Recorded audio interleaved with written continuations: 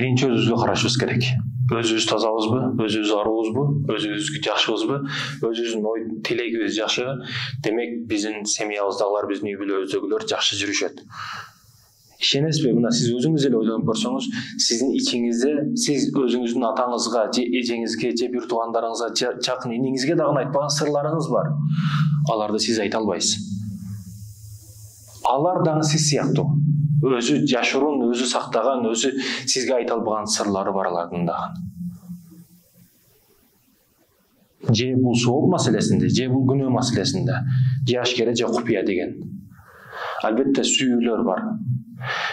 Ата-энеге, бир тууганга, мекенге өмүрлүк жолдошун ушунчалык катуу сүйгөн жигиттин окуясы бар. Жүрөктөн уруп калды дейт го, көңүлдөн уруп калды, уктай албай калдым, тура албай калдым, жатсам дагы, жесем дагы маани жок, турганымда жатканымда айтор жерге дагы батпай калдым деп ушинтип ырларды жаза беришет. Ошондуктан баягы чыгармачыл инсандар, ыр жазган инсандардын көбү сүйүүгө катуу берилген, же сүйгөнү таштап кеткен. Себеби ошолорду ойлоп, ошол сүйгөнүн ойлоп, ошол чыгармачылык ырларын жазган дешет да. Мен дагы сүйдүм дейт.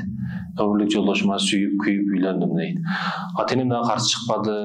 Ошентип өмүрлүк жолдошума башкаштык. Арадан күндөр өтүп, жыл өтүп, бир кыздуу болдук дейт. Тирүүлүккө ушунчалык катуу берилишти баштадым. Ордо бойдок кездеги учурларыма ушунчалык жөн эле уктап, жөн эле телефон чукулап, жөн эле эч нерсе кылбастан өткөргөн күндөрүм ошол үйлөнгөндөн кийин тирүүлүк, проблема, көйгөй маселе, семья, үй бүлө багыш керек деген түшүнүктөр башыма келгенден кийин, артынан кызым, балдарым, ата деген сөздөрдү уккандан кийин ушунчалык жашоо тирүүлүккө катуу аракет кылып калат экенсиң. Ошол бойдок учурдагы жөн эле өткөргөн убакыттарыма ушунчалык катуу өкүндүм дейт да. Чындыгында ушундай. Бул дагы жигит дагы сүйүп күйүп үйлөндү, кыздуу болду. Тирүүлүк менен таңда ишке кетем, кеч жумуштан кайтам дейт. Жумуш үй. Ошондой жумуш иштеп, таңда кетип, күндөрдөн бир күн өтө катуу жамгырга байланыштуу үйдөн, жумуштан убактыраак жооп беришти. Үйгө кайттым. Үйгө кайтканча магазинден бир нерселерди алып алайын, кеңири тамак жейлим, жемиш, шириндик таттууларды алып алдым, кеңири отуруп, ата-энем менен, жубайым менен кеңири бүкүн сухбеттешели, сүйлөшөйлү. Көптөн бери бир жакшы отура элекпиз, жумушка байланыштуу деп, шириндик таттуулардын бардыгын алып алдым дейт. Ошентип келдим. Үйгө келсем, үйдү апам ачты, жубайым жок. Келиниңиз кана дедим, албетте сурайт, бардыгы кызыгат. Келиниңиз кана десем, азыр эле ушул жерде болчу, бир саат тегерегинде жок болуп калды дейт да. Макуланды деп, кичине күтүп турайын деп. Аялын ушунчалык сүйөм, ушунчалык ишенем аялыма дейт да. Чындыгында. Эгерде сиз аялыңызга чындап ишенсеңиз, өмүрлүк жолдошуңузга ишенсеңиз, сиз ага бир арам күмөндө карабайсыз. Үйгө келип атканда мынтип аңдып келбейсиз да. Кармап алайын, эмне бар экен, эмне болуп атат экен деп. Кеңири ачык айкын чалып, мына ушу күн кетип атам, мына барамын деп, кеңири коркпостон келесиз. Себеби сиз ишенесиз ага. Ал сизге ишенет. Кызымды ойнотуп турдум, өмүрлүк жолдошум келгенге чейин. Бир учурда эшик такылдады, эшикти ачсам, үстү башы, кийимдери өл, өмүрлүк жолдошум. Аны киргиздим, полотенцасын бердим, курун. Кайда элең деп сурашты баштадым.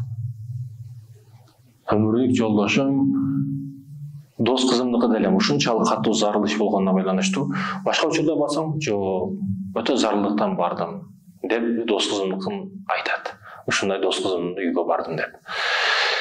Макуланды деп үйгө киргизет, ага маани дагы бербейт, сураштырып чукулабайт, ишенет себеби.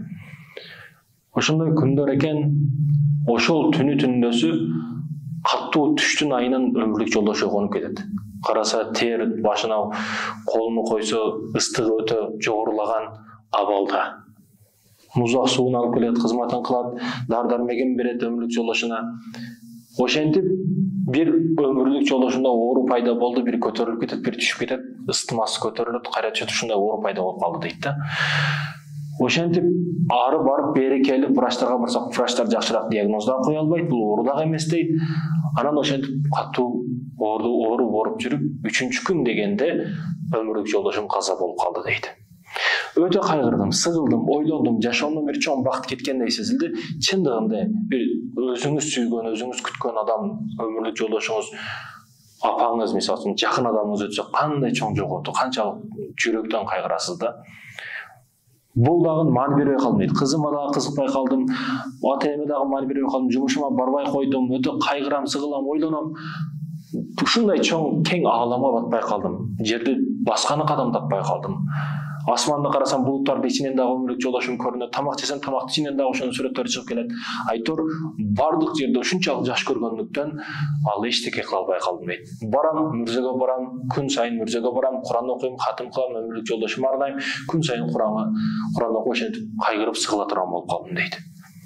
Күнөрдөн бир күн кайгырып, сыгылып, ыйлап, өмүрлүк жолдошумду ойлоп уктап калдым дейт. Уктасам уйкумда түш көрүштү баштадым. Түшүмдө күн сайын барган мүрзөгө барып жатыпмын.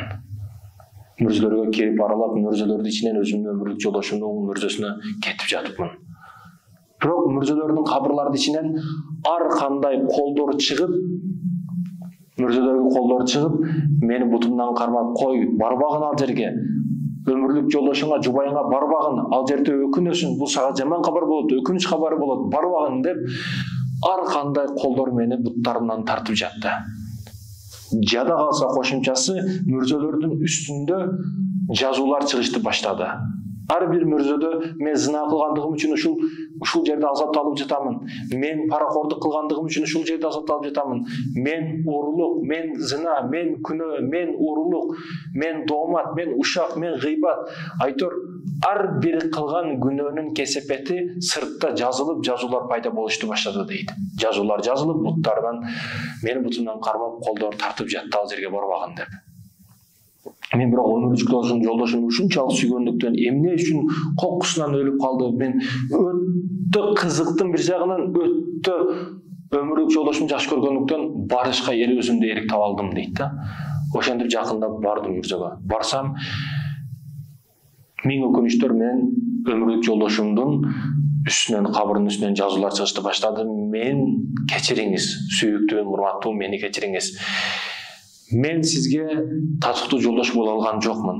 Себеби сизге турмушка чыкканга чейин менин башка жигитте көңүлүм бар болчу. Башка жигитти сүйөт элем. Ошол жигит менен күн ара 2 күн 3 күндө барып сизге кыянат кылат элем ошол жигит менен. Ошол жигит менен сизге карата зына кылат элем. Мен сизге татыктуу жолдош боло алган жокмун. Кабырдын үстүнө ушундай жазуулар чыгып жатты. Ошол жамыр жаган күнү дагы, түнү дагы мен дос кызымыкка барган жок элем. Мен ошол жигит менен бирге болчумун. Чогуу болчук.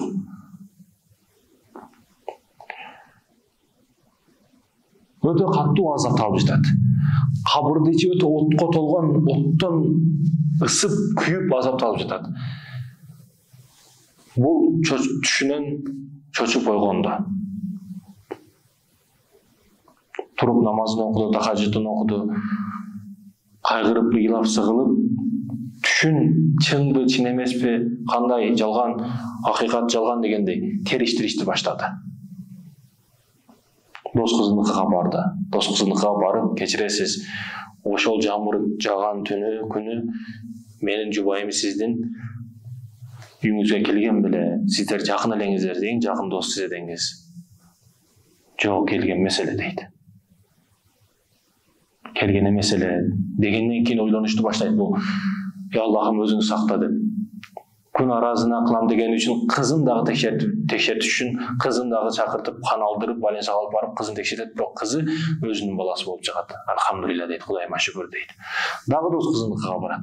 Барып, ошондой өмүрлүк жолдошумдун мурда сүйлөшүп жүргөн бир жигити бар беле, жактырган бар беле десе, жок, эми өтүп кеткенди козуп чукулап эмне кылабыз? Ал эми өтүп кеткен эми акырети бейиштен болсун.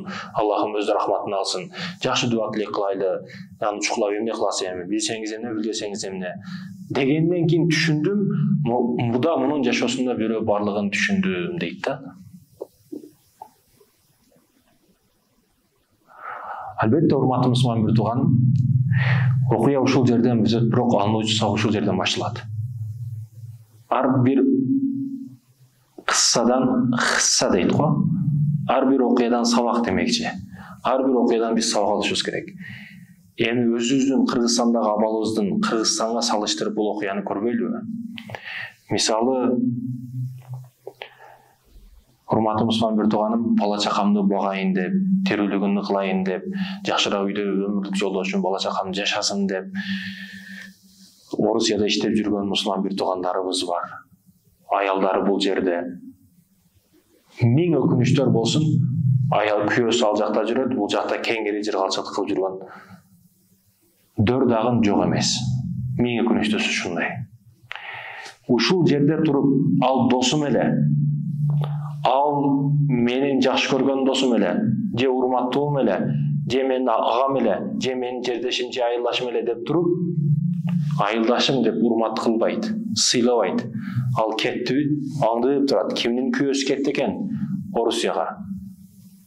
Кайсы келин калды бул жерде деп кыз келиндерди аңдып тургандар дагы жок эмес. Тойдун бир нерсеси эмнеси жаман? Тойду төрүнө келиниңди, өзүңдүн өмүрлүк жолдошуңду жасантып, бардык салон красотадагы бардык нерселерди коюп, бетин красота кылып, чачын жасап, бардык сулуулукту берип туруп, мына досторум көрүп койгула, мына эл журт көрүп койгула менин өмүрлүк жолдошумду, канчалык сулуу аялым бар деп, мына көргүлө деп туруп, алдыга коюп туруп тойдо, төрдө аны эл журтка көрсөтүп реклама кылышың, бул урматтуу Мусулман бир тууган, сен өзүң зынага эшикти ачып берип атасың. Элдерге карата зынанын эшиктерин өзүң ачып берип атасың. Ал досуң келип алып, сенин аялыңа жакшы көз карашта карабайт. Сен өзүңө дагы бир диагноз коюп көргүн, өзүң кантип карайсың башкалардын аялына, башкалардын кыздарына? Аларга сен сыяктуу жаны бар, сен сыяктуу ыстык жан, сен сыяктуу нафсы бар. Тойдун ушул жери жаман, төргө чыгарып алып, мына көрүп койгула, мен аялым деп туруп реклама кылып коет. Бул эң туура эмес, эң катар нерсе. Никеңдин бузулушуна өзүң шарт түзүп берип атасың.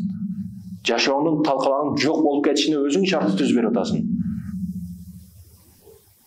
Ал тоюңда деген арагы болуп атат, пивосу болуп атат, барлык алкоголу болуп атат. Урматтуу Мусулман бир тууган, аларды ичкенден кийин акыл кетет.